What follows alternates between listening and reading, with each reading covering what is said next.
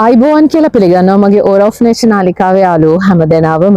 ඉතින් ඔන්න මාත් එක්ක දිගටම මුල ඉඳලම මාත් එක්ක එකතු වෙලා හිටපු හැමෝමත් අද මේ නාලිකාවට අලුතෙන් සම්බන්ධ වෙන හැමෝමත් ආදරෙන් මම පිළිගන්නවා. ඉතින් මේ වීඩියෝ එකේ අන්තිම වෙනකන් නරඹන්න. මේක අන්තිම වෙනකම්ම අපිට හරිම වැදගත්. මොකද මේ වැරද අපි හැමෝගෙම අතින් නොදැනුවත්වම සිද්ධ වෙනවා.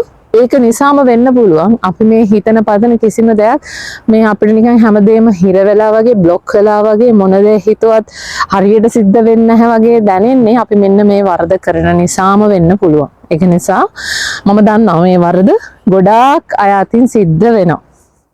ඉතින් මේ වීඩියෝ එකට ලයික් කරන්න ඒ වගේම තමයි අංක 777 තුනක් දාලා විශ්වයට ස්තුති වේවා කියලා කමෙන්ට් එකකුත් මේ වීඩියෝ එකට යටින් දාන්න අමතක කරන්න එපා.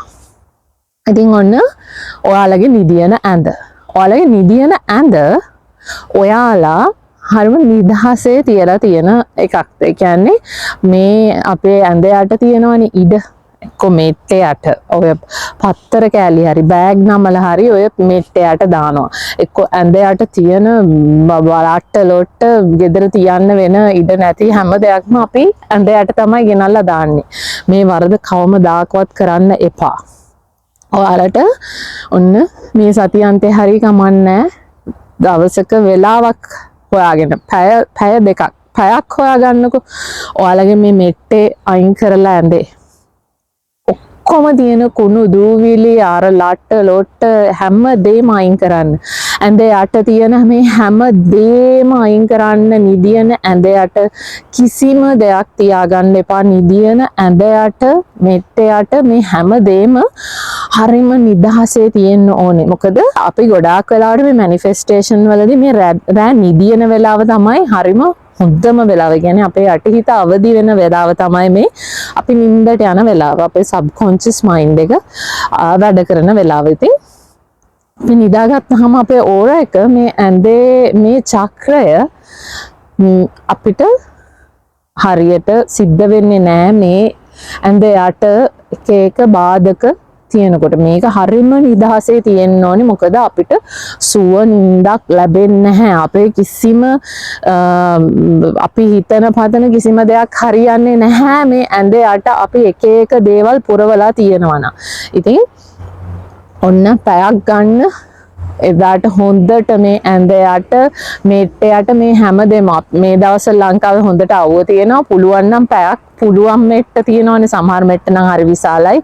එළියට එහෙම අරන් යන්න බෑ. ඉතින් එළියට අරන් දාන්න පුළුවන් මෙට්ටයක් නම් අවුවේ ටික වෙලාවක් දාලා තියලා ඒ දවසට ඔයාලා බලන්න ඔයාලගේ ඇඳ ඇතිරිලි මේ හැමදේම මාරු කරලා ඇඳ යට කිසිම දෙයක් නැතුව නිදාගෙන බලන්න ඔයාලට වෙනදට වඩා හොඳ නිින්දක් ලැබෙන්නේ නැද්ද කියලා.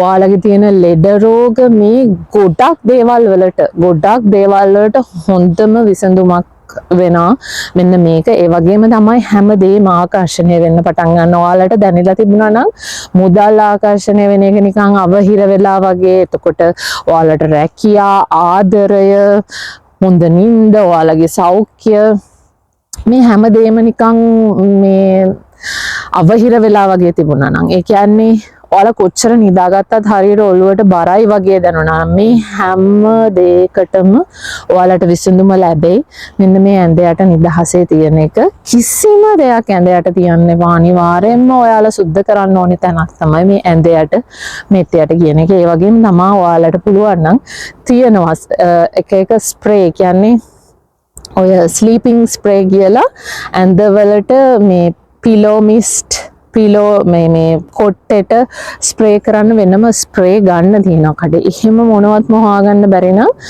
රෝස් වෝටර් මේ රෝස වතුර හරි කමන්නේ ස්ප්‍රේ බොටල් එකකට දාලා පොඩ්ඩක් ස්ප්‍රේ කරන්න නිදා ගන්න කලින්. ඒ වගේ හොඳ සුවදායක තැනක් කරගන්න මේ නිදියන ඇඳ. මොකද අපේ නිින්ද කියන දේ අතිශයින්ම අපිට වැදගත්. අපේ ජීවිතේ උඩු යටිකුරු කරන්නම මේ නිින්ද වැදගත්. මොකද ඒ අපි මනසට අපේ ශරීරයට ඒ විවේක දෙන වෙලාවේ තමයි හැමදේම රීසෙට් කරන්නේ.